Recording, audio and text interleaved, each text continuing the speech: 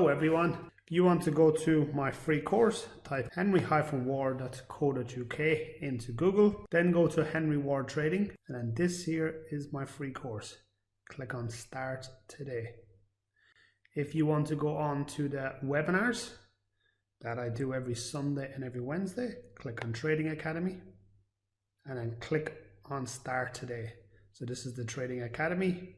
This is the full training, the webinars, direct access to me, everything that you want. So this is something that I posted in the group. Now, after Federal Reserve Chair Jerome Powell signaled a 0.5% point interest rate hike on the table at next week's meeting, the market is braced for a central bank to begin shrinking its huge 9 trillion asset portfolio as it battles soaring inflation. Okay, so if they actually change it, if they put an interest rate hike up and they then shrink the 9 trillion of assets they have under management, what would we expect to happen in the market at the moment if that happens? What would the overall consensus be?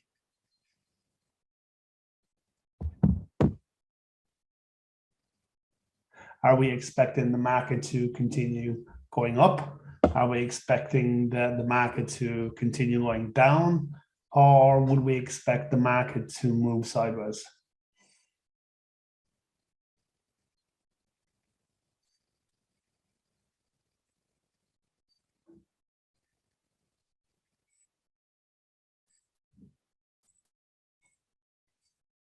Okay, so the general consensus here is less growth. Well, look, I agree with that. I'd expect the market to have an overall more bearish than bullish, okay, from this particular announcement.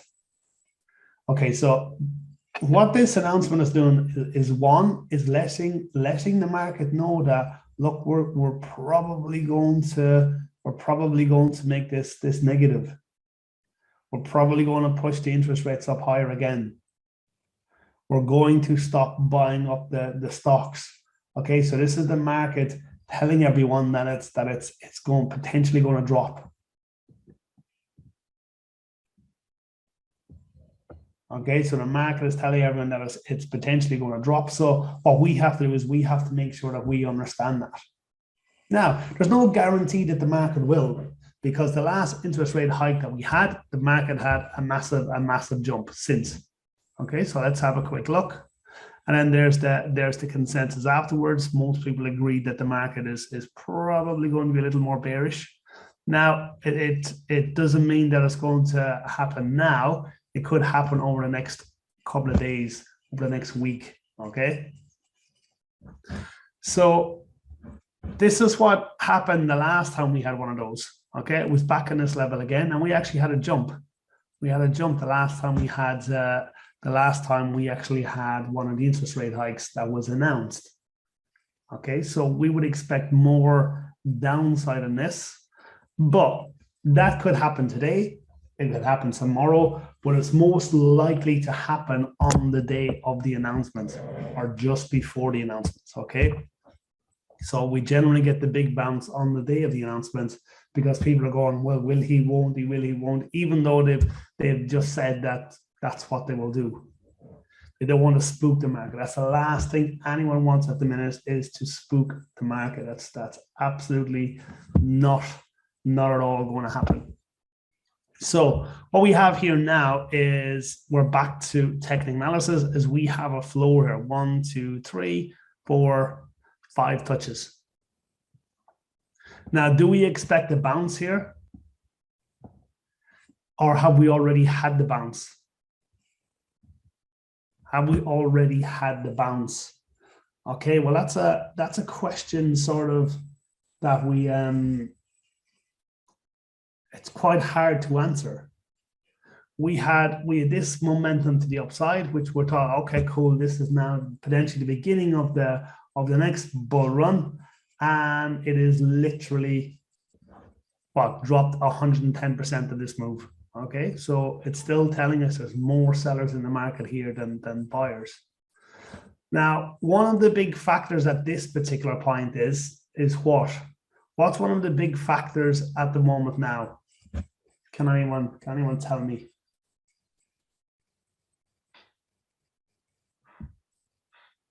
What's the big factor in play at the moment? Because we have war, we have inflation already. So we know about that. We've had that now for the last 2 or 3 months. So what's the big thing at the moment that we have to sort of keep an eye on? Anyone think of it?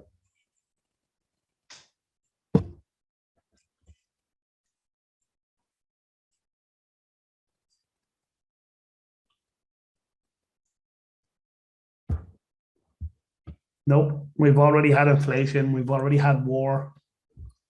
Okay, so the big thing that we have to keep an eye on now is earnings. Earnings is the big thing at the moment. So that's the one that we were hoping were going to be really, really good, and then it would kickstart the market into a little jump. Okay, but if we have a look at the major players, okay, the top 5 or 6 of them, Apple earnings was good. It was up 6, just say 7%. Revenue was up 3.5%. Facebook up 6.4%, but revenue was down 1.3%. Amazon down massively. Microsoft, I would class that as break even. Google down as well, 4% and break even. Netflix was 21% up. Earnings was what, more or less break even, but subscriptions were down massively, and that's why that dropped like a stone. Tesla had one of its best quarters ever, and it dropped off the back of the Twitter announcement that the financing was put in place. So if we look at these, we have Apple, which was good, and we have Tesla, which was good. The rest of them were all pretty negative or flat, wasn't it? So which means then that there's been a slowdown in consumer spend and consumer buying as well, isn't there? So which has a sort of a knock-on effect, because then if the bigger ones are not kicking on, if we're taking those as just a generalization, what would we expect the rest of the market to do as well?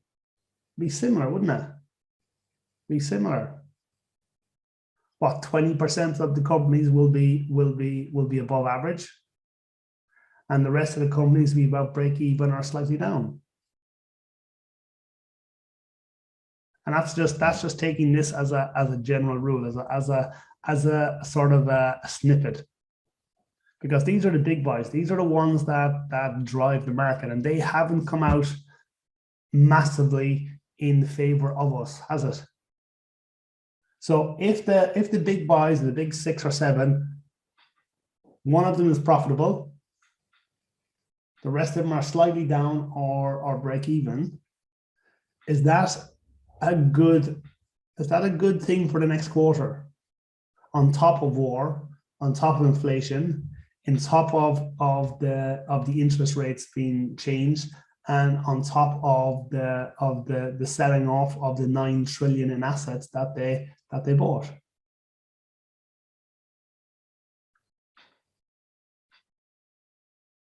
So would that be a good thing or a bad thing? We expect the market to continue dropping, or would we expect it to go up?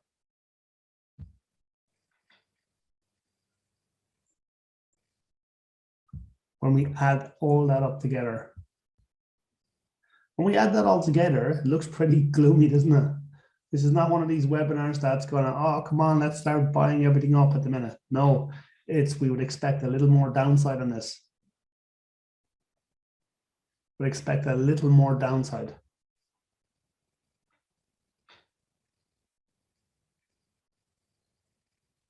Now, you may want to.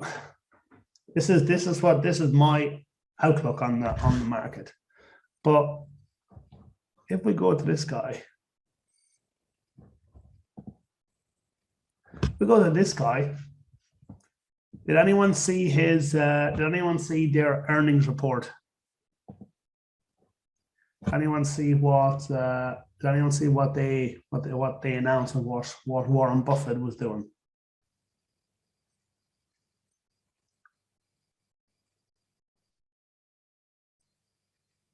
Like their earnings were up 11%, and revenue was literally break even. Has anyone read what they're doing, what their outlook is, or what, when I say there, what Warren Buffett's outlook is for the market at the moment?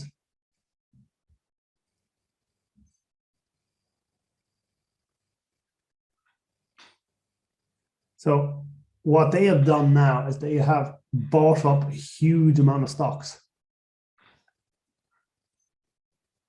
over the last couple of days. They have bought up a huge amount of stocks.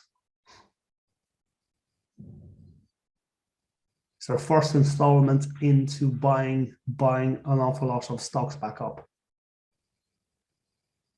So what would we take from the likes of that?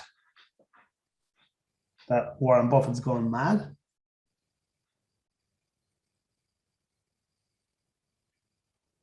What would the takeaway from the likes of that be? So from the outlook, we expect the market to continue dropping a little bit, but you've one of the greatest investors in the world. He's now started buying up. So Jose says, long term, stocks are good value now.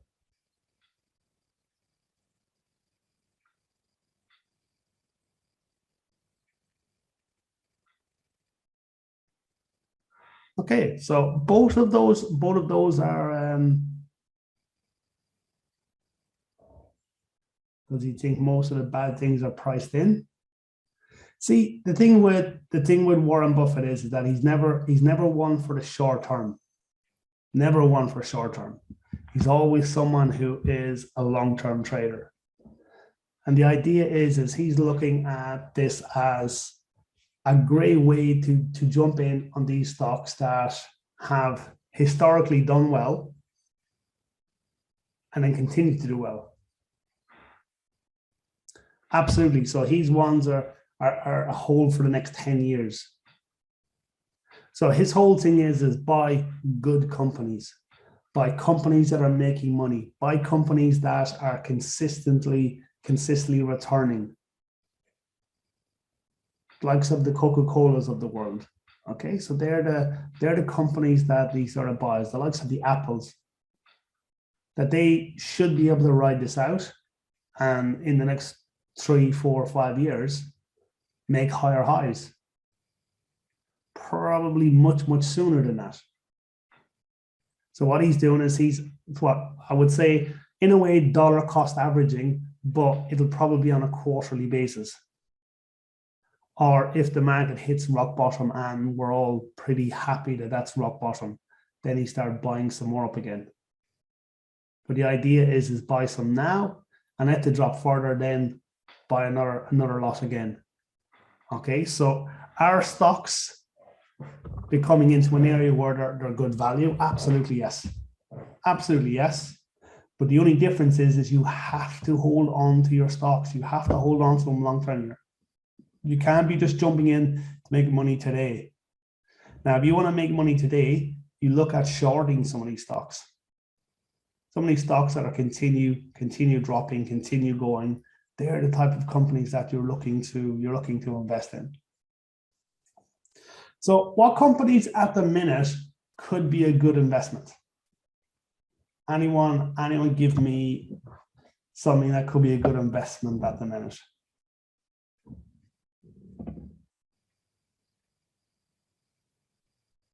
How to tell the difference between good and bad stocks. Okay. Let's have a quick look.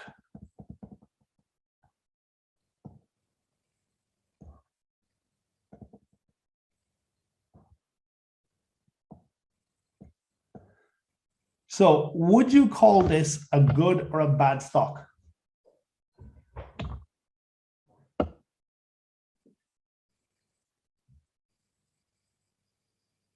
Would you call Berkshire Hathaway a good or a bad stock?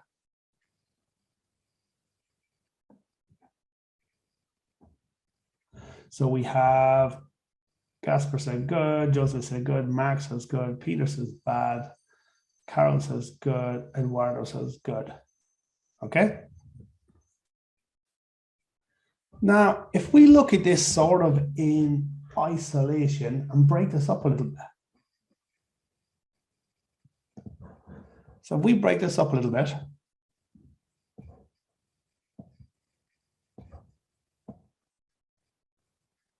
moved sideways there, didn't it? It moved up, and then it moved up.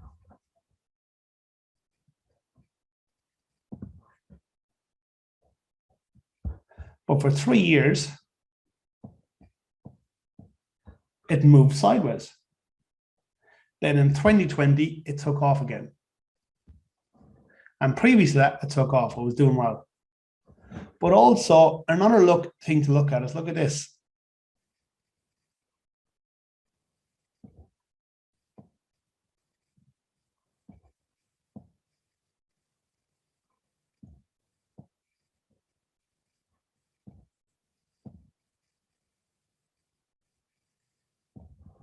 So looking at this over since 2016,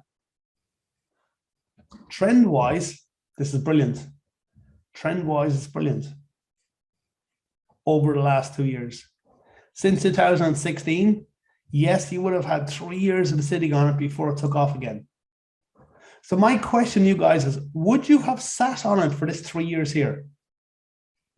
In this section here, would you have sat on it for 3 years?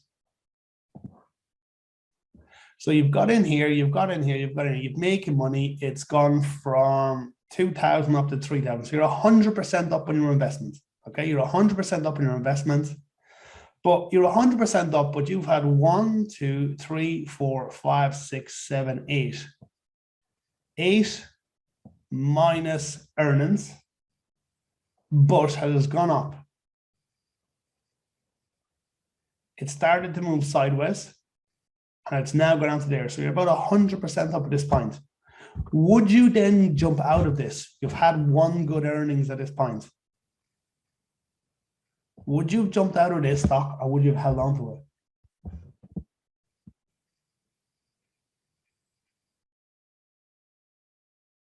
I'm working on my patience. But again, it works for you and goes against you.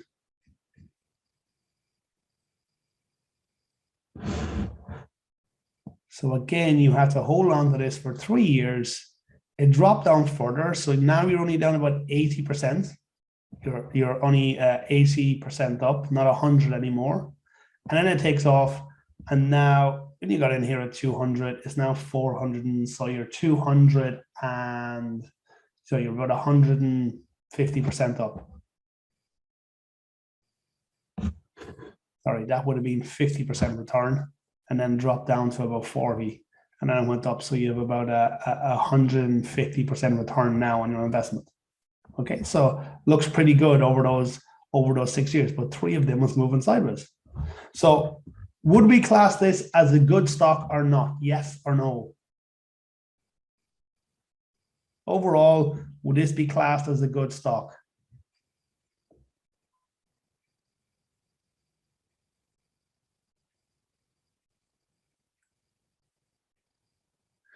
So Eduardo said yes, Gasper said no, Carol said yes. That's 2 yeses, 1 no. Come on, get off the fence now.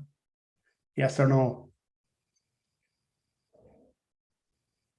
Yes, long term, yes, yes. So the general consensus is yes. This is a big fat no. Why is this a no?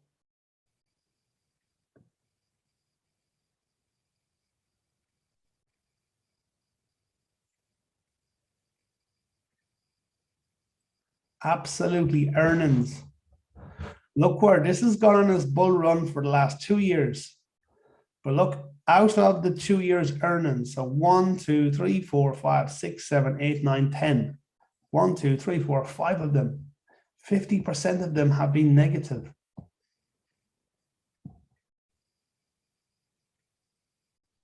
%50 of them have been negative. So is this a well-run company? Not massively. Is it a well-oiled machine? Again, not massively. But because of who he is, look at that, look at the trend, great trend. So this is something that we could trade. This is something that we could hold on to for short-term returns. You could hold on to for a year or two and then jump out. So this is the trend sort of based stuff that I've been talking about for the 2 previous years. So jump in on the trend, absolutely. But is it something that we could log in and hold on to long term? No, not really. Looking at what's going on there, no.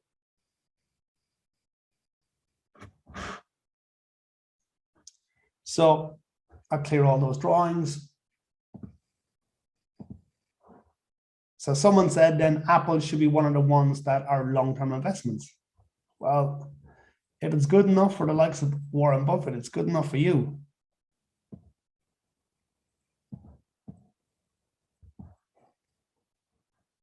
Look, earnings have been green, positive.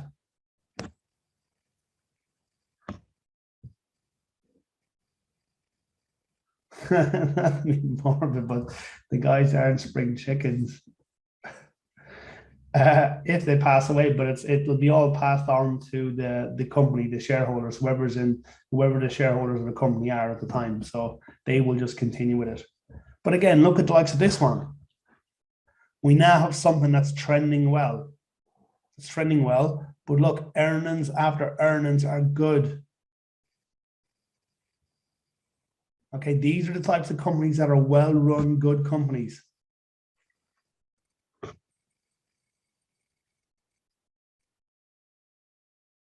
Okay, so, and again, just because the companies have good earnings doesn't necessarily mean it's a good company. Okay, but what you have to do is you have to weigh up the likes of what they're doing, what things they're bringing out. Are their fan base going to continue buying them? Okay, so we're just looking at the surface here of what's a good company, the very basics of it. We're not going into then what they're doing, how they're generating revenue, have they an equal divide of the revenue across all assets or across all products, or are they wholly reliant on one sort of product? Okay, so that's also pretty important. Okay, so they're the kind of things that we should be looking into when we're looking at the likes of these companies.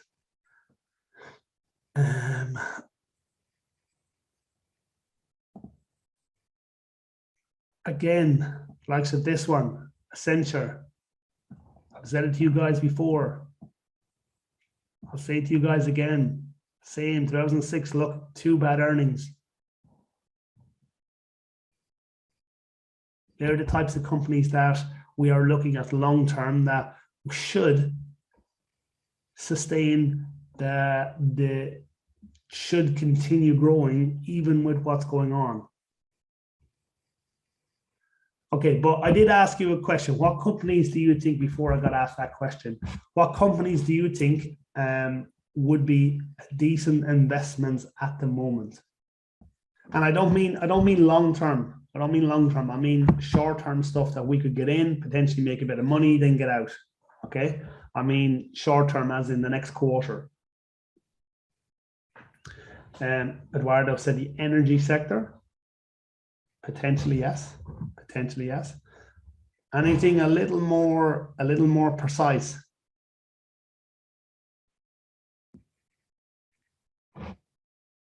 Banking, travel stocks, banking. No, because remember, banking is they're making it harder for you to go get money. So when things are cheaper, that's when a lot of companies make more money. It's if you make things more expensive, you generally lose some of your clients. So it's not necessarily, it sometimes works against you. Okay, Eduardo said oil and gas. Okay, so do we think oil and gas could be an area where we could make a few quid?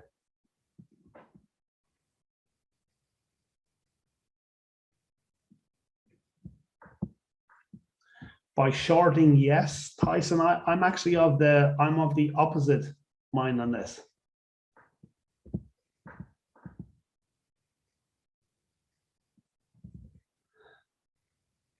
George says, I see a lot of big projects coming up in my business.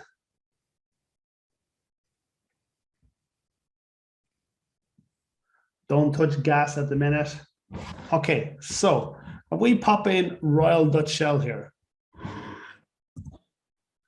Now, is Royal Dutch Shell the greatest company in the world? Looking at what we've done there. So is this company one of the greatest companies in the world? No, not massively, is it? But looking at this, I know that there is earnings coming out on the 5th. Now, do I expect the earnings for Royal Dutch Shell to be good or bad over the last quarter? Casper says good, Eduardo says good. Nigel says very good.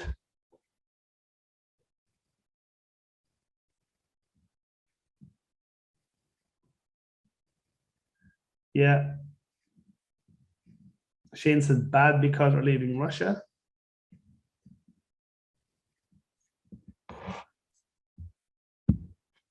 But again, it depends on the company, it depends on how much investment they have had in Russia. Okay. So in my opinion, the likes of these is the earnings will be good across the board on these, in my opinion. Again, I haven't done much research into it, but from the research I've done, it looks like Royal Dutch Shell's earnings will be pretty damn good. But make sure you do a little bit of research yourself. We can see here it's a little bit up on the pre-market. Let's have a look at Oxy, our friend here. Now, Oxy's earnings doesn't come out for a little while. So the 10th of May. But it's now come back and bounced off this floor here. Come back, bounce off this floor. And we're now coming into an earnings again that I would expect to be good.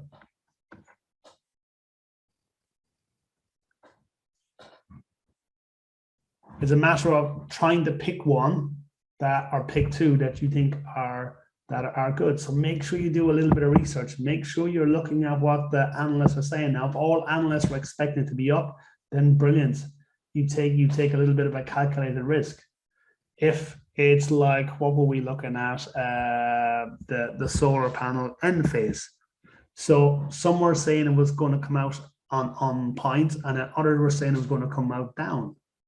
If that's the case, then you stay away from it.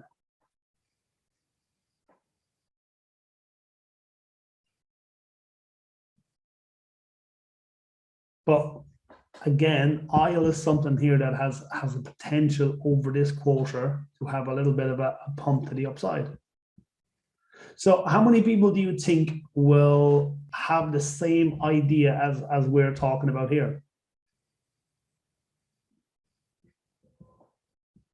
So they load.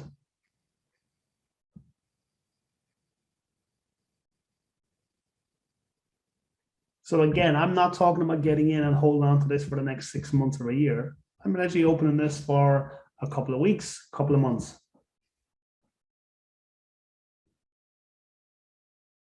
Now, the good thing about it is that most of us already have the likes of Oxy. A lot of us already have the likes of Royal Dutch Shell. We'll look at some of the other energy companies.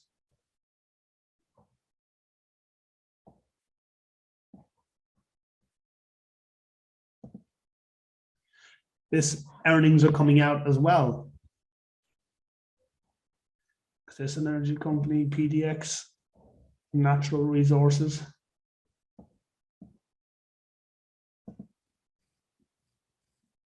The fourth,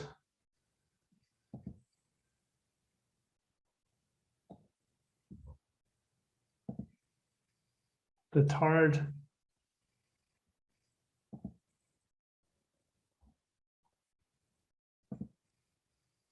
this one has now come back nicely to our trend line. Is this one? So this one is coming up now. Is this a trade or is this an investment? Just say we're looking at this, okay? Is this something that we would look to trade or is this something that we potentially look to invest in? Whereas the horizontal, there's no horizontal because it's at a record high.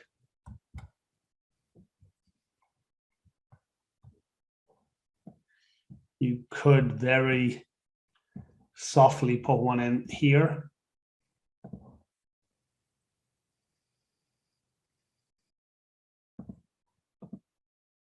And that's not a real horizontal, it's a double bottom. And is that really a phase two? But again, it's the best sort of one we have. The question is that with the earnings coming up, do we trade it?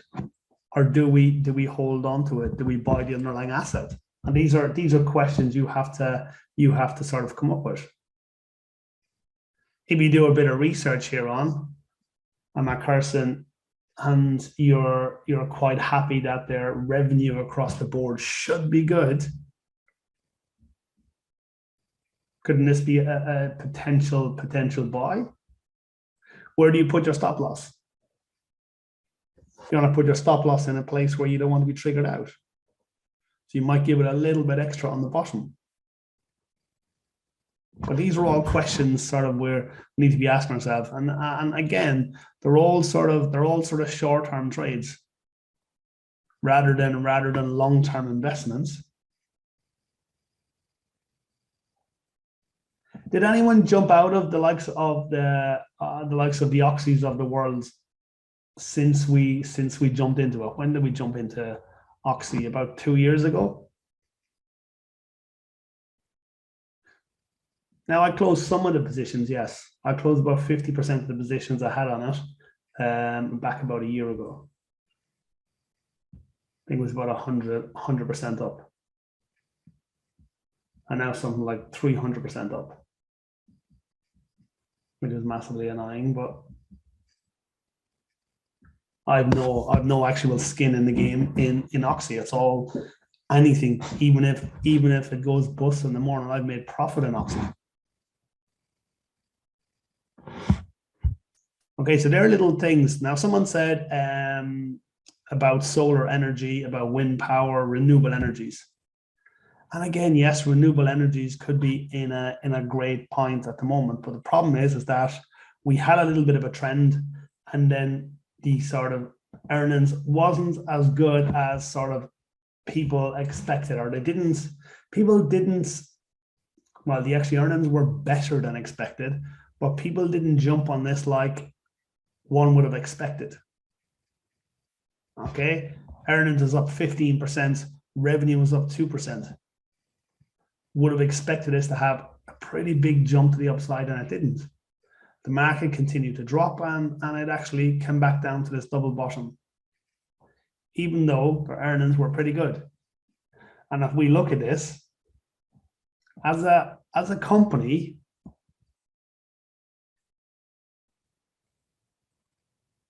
from September 2018, so for the last 4 years, it's been a pretty well-oiled machine, hasn't it?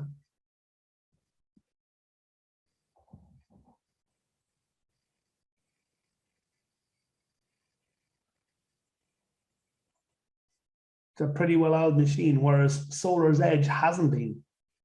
Solar's edge hasn't been anywhere near as well, but it's a little sexier.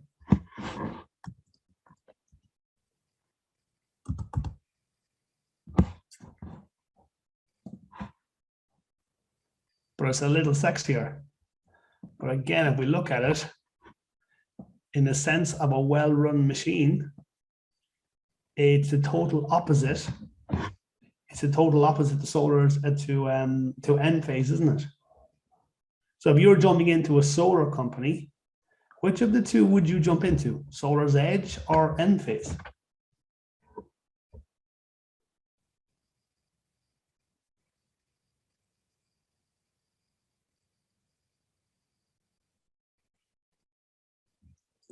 And if we're looking at two of them, sort of Enphase would be the one that sort of jumps out. But there are loads of them. TAN is an ETF, isn't it? And it's a renewable energy or solar ETF. I think this is one that Cassie is in.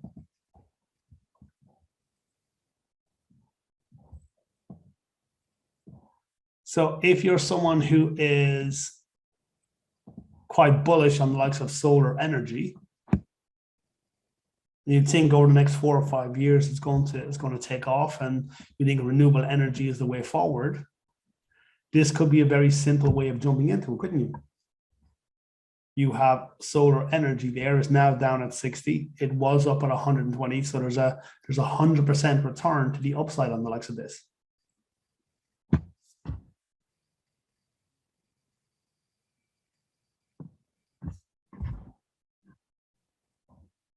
So if you're looking to make a quick buck at the minute, I would suggest the energy companies and the likes of oil and gas companies. They're the ones that I would expect to potentially the earnings be pretty good over this quarter. Why? Because people are buying oil left, right, and center wherever they can get it at any price. It really makes no difference, and they're just buying it up. So we go back to the likes of NASDAQ, S&P, have a quick proper look at them again. So NASDAQ has come back down to this floor again. Do we expect the market to pop up? Probably have a little more of a pop up, but again, I would expect it to sort of break this. And what's going on here, the looks of it, the structure of it, I'd expect it to break this floor here. S&P. So we talked about a potential trade here. We didn't get triggered in. I think we'll talk about that in a smaller time frame, or did we just put a limit order?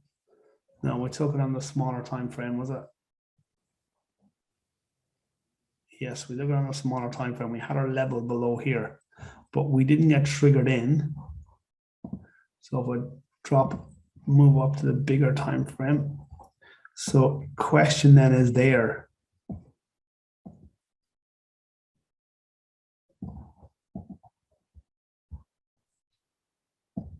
Bring that down to there, because that's not going to break that. 3%, 10%. Okay, cool.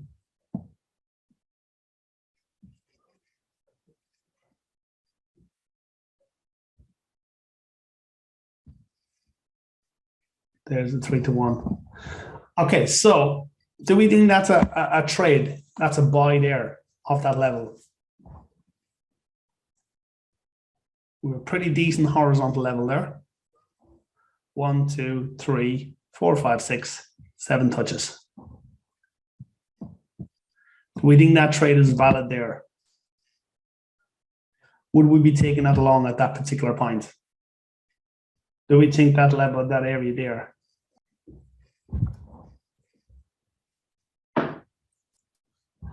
There's a trend line from the highs. But the question is there a trade there? That was the question. Wasn't where it's going to go to. Is there a trade there?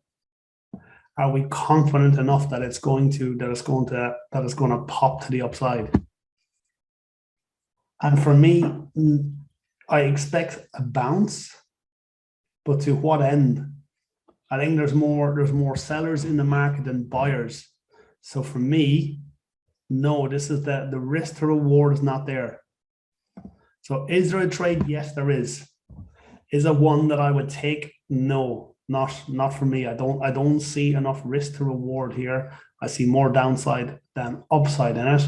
But again, it's not something I would be looking to take at this present moment in time. And the question would be, would it hit a 3-to-1? Absolutely not. Under no circumstances would it hit a 3-to-1. You have so many levels of support and resistance. In this scenario, resistance above it to stop it. So yeah, no, I wouldn't be looking for this as a 3-to-1 if it was taken. And then the Dow. So the Dow has come back down to this sort of level again. So bounce, bounce, bounce, bounce. It didn't quite hit our level, but again, with the likes of this, you could move this level up. And then you go, look, it's hit it. And that's the problem with big long wicks on the candles that can be manipulated, they can be edited. And that's one of the downsides of trading the likes of with big wicks. You had a limit order there. Yeah, I can see that. Makes sense. Entry there, stop loss a little bit below it there. Makes sense. 100% makes sense. Probably the best of the levels, but it's the market didn't quite come down to it and then rejected it.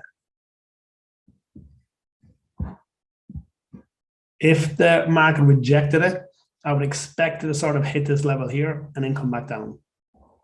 I'd expect it to hit this ceiling here and then sort of come back down rather than continue going up.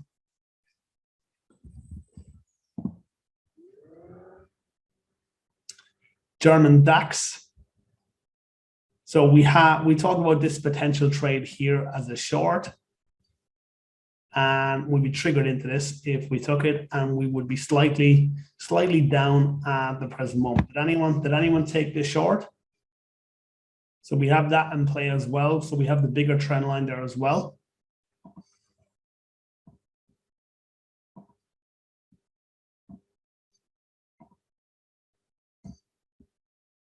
So you still have this from this high here still in play. Okay, cool.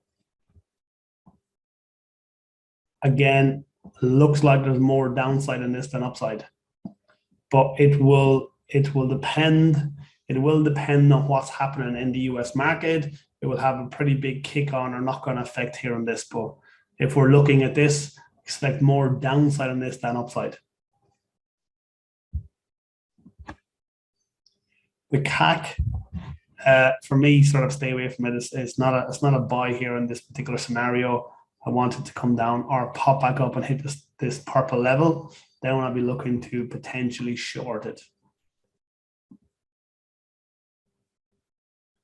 So the UK 100, we were potentially talking about shorting it off this level here. It went up and hit it, but if we look at the bar is huge. So there wasn't something there that we could have taken on that. The bar was too big. But if we dropped down to the 4 hour, look, there was a nice little entry there on that as a short.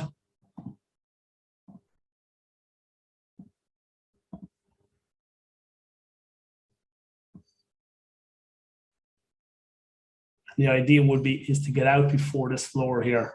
To be out before this floor. So in this particular scenario, 0.8.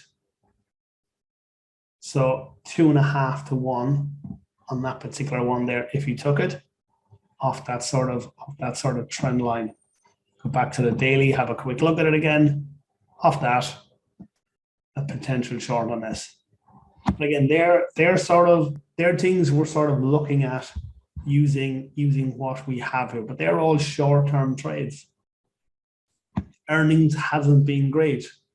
The only sort of sector that's doing well is the energy and sort of oil sector. They're the only two sectors that are sort of doing well. We look at China. We are continuing with this trend line. If it hits this trend line, I'd expect it to drop down. Seems to be a pretty strong trend line coming through here. And then with oil, it's now become pretty flat. I would be looking to sort of stay away from this. Now, unless Russia turn off the oil to the likes of Europe and stuff, I wouldn't be expecting this to have a huge jump to the upside. So I'd expect this to sort of consolidate, have a spike, drop back down, spike, drop back down. It's not, there's no consistency in it anymore. So for me, it just sort of stay away from it unless some sort of news comes out on it. Stay away from it. Natural gas. Did anyone take natural gas off that floor we talked about?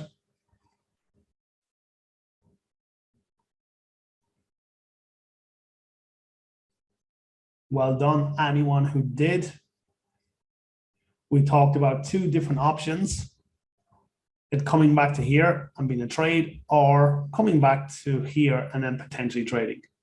As the market does, it didn't agree with it, and it gave us a really nice entry there. And if you held on to it to the high, that was 3%, 20%.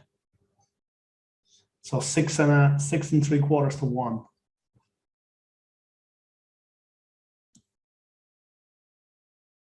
But we won't be greedy.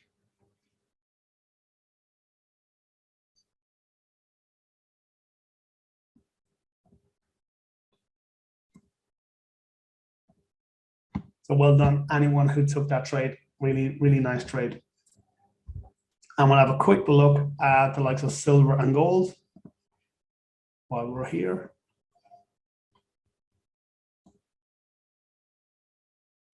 So silver, on the webinar, we talked about a short on the 4 hour. So we had the cyclicity, come back, stop loss, entry 1 to 1. And we had a 3 to 1 here on this. It didn't quite hit the 3 to 1, pull back, almost went back to break even, and then went on again. So question was, did anyone take that from the webinar?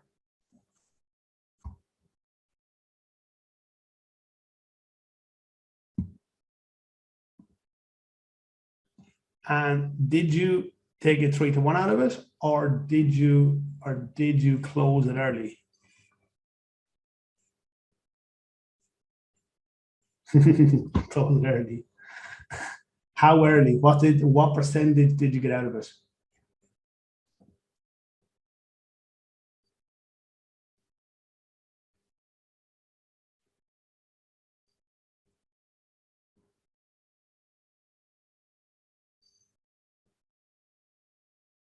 Let me check. That's fine. It's a ballpark figure with 1% too. Okay, so did anyone get in on the break and the retest? So there's the horizontal break and retest. Did anyone jump in that?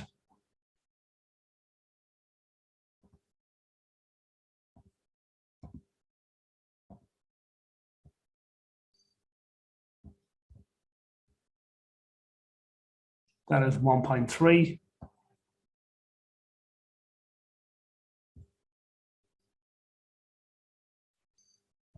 And that would have been a 3 to 1 winner as well.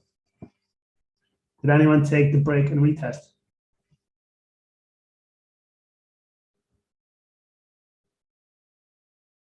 And Jordan, I've messaged you on Discord. Make sure you reply to me on Discord, please.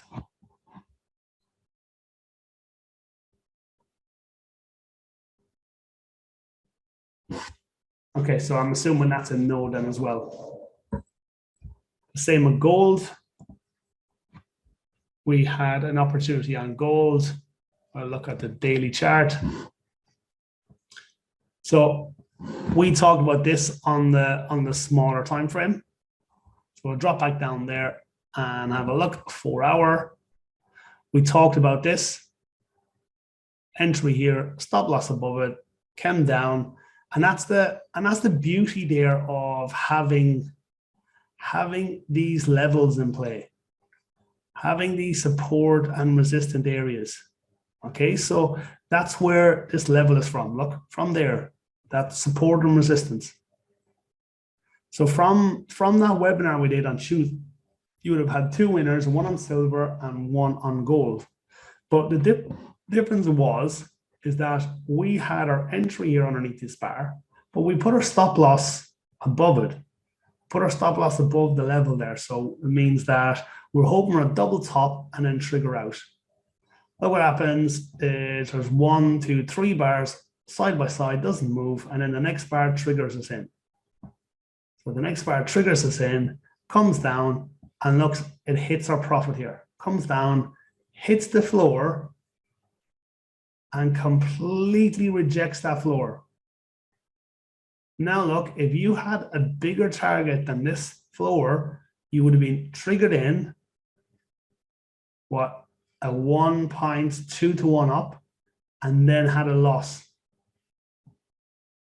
in a space of a 4, 8, 12, 16, 18, 20, 24, space of a day.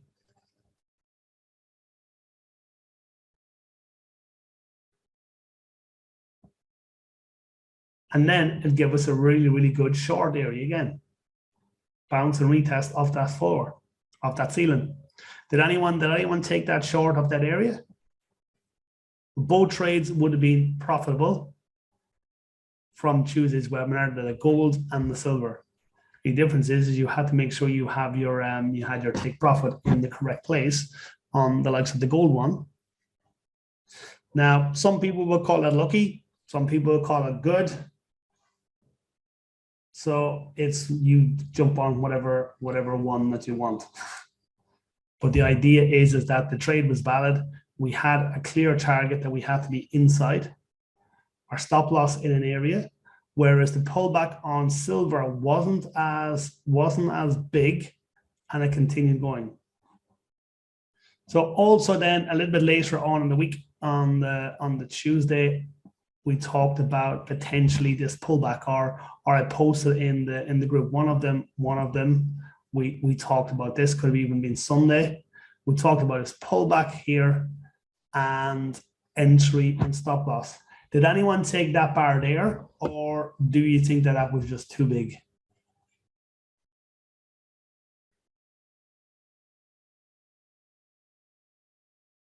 Did anyone take that high test bar there, broke and retested that level, or was that daily bar just way too big? Now, if it was too big, I understand completely. It's not something that I would have taken because of the size of that. But with dollar strength, we've now had gold weakness. Okay, but it looks as if no one sort of took that either. But at the minute, leave it alone and sort of wait for it to pull back into this area here. If it pulls back into this area, then there's a potential short. But I would like to have one more selling day after this. I'd like to have another selling day that makes a lower low and then slowly come back. I don't want big, huge rickshaw bars like this that come up, hit its head, and then come back down again. All right, everyone, it's been an absolute pleasure. Thank you very much. Hope you have a lovely day.